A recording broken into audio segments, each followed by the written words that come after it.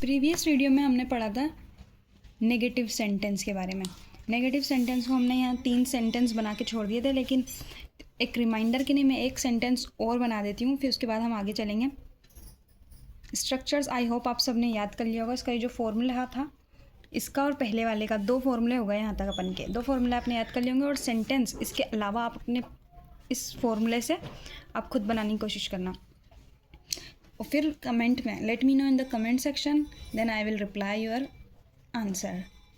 Okay, तो अगर हम नेगेटिव सेंटेंस में कुछ आदतन कार्य नहीं करते के अंदर अगर मैं बोलूँ जैसे कि मैं स्कूल नहीं जाती, बहुत से लोग नहीं जाते। अगर मैं यहाँ पे क्यों मैं स्कूल नहीं जाती है, शीला स्कूल नहीं जाती, यहाँ पे हमने 2 सब्जेक्ट ले लिए थे 2 सब्जेक्ट हमने लिए थे फर्स्ट पर्सन के। अब मैंने एक ले रहा है सेकंड थर्ड पर्सन का, तो मैं एक और थर्ड पर्सन का ले लेती हूँ। वह स्कूल नहीं जाती, वह स्कूल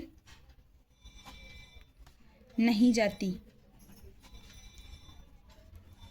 इसकी आदतन कार्य जो कि ये नहीं करती, इसके बनाने के लिए सबसे पहले सब्जेक्ट लेंगे। सब्जेक्ट क्या है? कौन नहीं जाती? वह नहीं जाती, वह लड़की है। जाती, अगर यहाँ पे जाता होता तो मैं यहाँ पे ही लेती, लेकिन जाती है तो इसलिए मैं यहाँ पे शी लूँगी।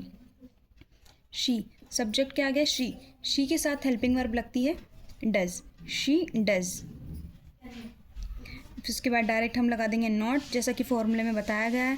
शी डज नॉट, वर्ब क्या काम करना है? जाना, जाने को बोलते हैं हम गो।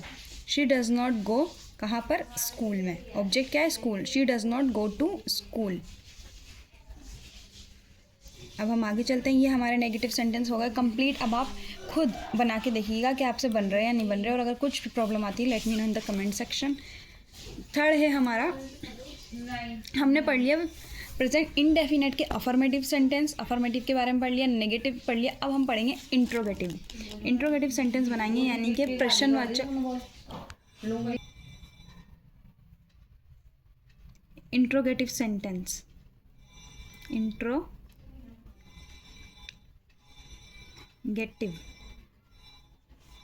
सेंटेंस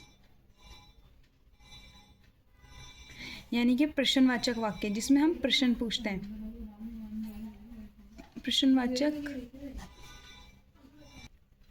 वाक्य, इसको बनाने का भी एक अलग फॉर्मूला है इसका अपना। इसमें सबसे पहले हम हेल्पिंग वर्ब का यूज़ करते हैं। फॉर्मूला नंबर 3, ये हमारा तीसरा फॉर्मूला आ चुका है। इसमें सबसे पहले आएगी हेल्पिंग वर्ब, वही डू और डज। इसमें हम पढ़े हैं इनडेफिनेट के 4 पॉइंट, अफर्मेटिव, नेगेटिव, इंट्रोगेटिव और एक और आएगा। इन चारों में लगेगी हेल्पिंग वर्ब, वही do does. Helping verb plus subject, बस फॉर्मूले में अंतर हो जाएगा कि आगे पीछे क्या आएगा। सब्जेक्ट प्लस वर्ब की फर्स्ट फॉर्म प्लस ऑब्जेक्ट और प्लस क्वेश्चन मार्क। इसमें क्वेश्चन मार्क भी आया क्योंकि प्रश्नवाचक वाक्य पढ़ रहे हैं हम लोग। अब इसमें हम कुछ ऐसे वाक्य जो हम किसी से पूछते हैं कि आप ये काम नहीं करते, हिंदी में इसकी पहचान वही ता है, ती है, तेहे से होगी। लाइक अगर मैं आपसे पूछूं क्या आप खाना नहीं बनाती, क्या आप खाना नहीं बनाती, ये मैंने पूछा है किसी से, क्योंकि ये हम पढ़ रहे हैं यहाँ पे इंट्रोगेटिव सेंटेंस, तो इसलिए यहाँ पे प्रश्नवाचक वाक्य आएंगे। मैंने पूछा कि आप खाना नहीं बनाती, तो इसको इंग्लिश में बनाने के लिए सबसे पहले हेल्पिंग वर्ब का यूज़ लेंगे। अब सब्जेक्ट, सबसे पहले इसमें सब्जेक्ट ढूंढिए आप। सब्जेक्ट क्या है? सब्जेक्ट, इसको ढूंढने के लिए आप ये देखिए बात किसके बारे में हो रही है? आपके बारे में बात हो रही है। पूछ रहे हैं आप खाना नहीं बनाती, कौन नहीं बनाता? आप। तो आपको इंग्लिश में बोलेंगे आप यू, लेकिन सबसे पहले सब्जेक्ट नहीं आएगा, तो इसलिए हम यहाँ पे यू नहीं लिखेंगे। सबसे पहले आएगी, इसमें फॉर्मूले के अकॉर्डिंग बनाना है, तो इसलिए सबसे पहले आएगी हेल्पिंग वर्ब। यू के साथ हेल्पिंग वर्ब क्या आती है? डू, फिर उसके बाद सब्जेक्ट है डू यू, आगे डू यू।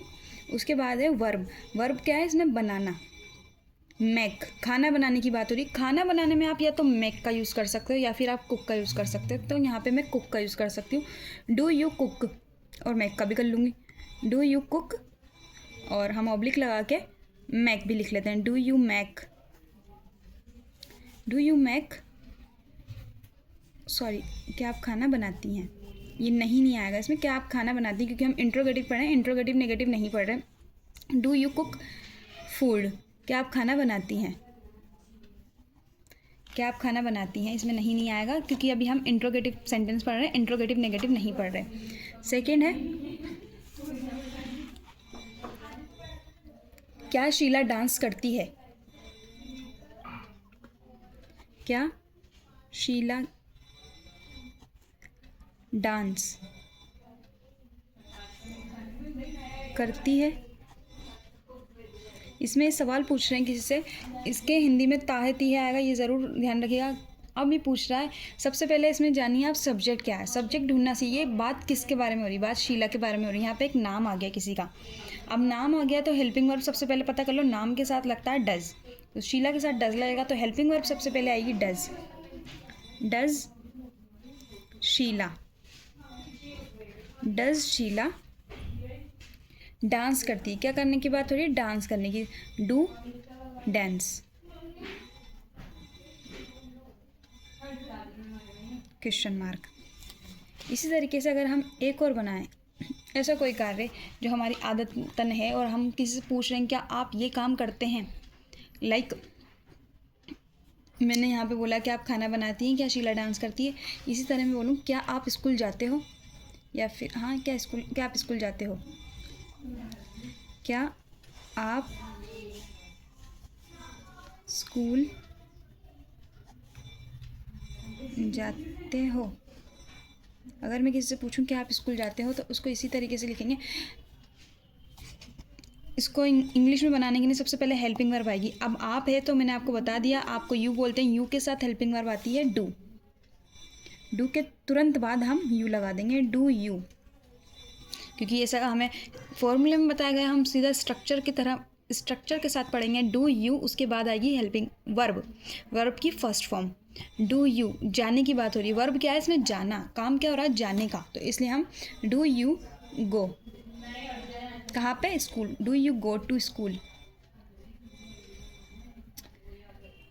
आप बचे हुए सेंटेंस क्वेश्चन मार्क आप बनाइएगा, कमेंट आप बनाइएगा, अपने खुद के बनाने की प्रैक्टिस कीजिए, कुछ अलग सेंटेंस जिसमें आप आदतन में हो और आप किसी से पूछ रहे हो, उस तरीके के बना के देखिए और फिर let me know in the comment section.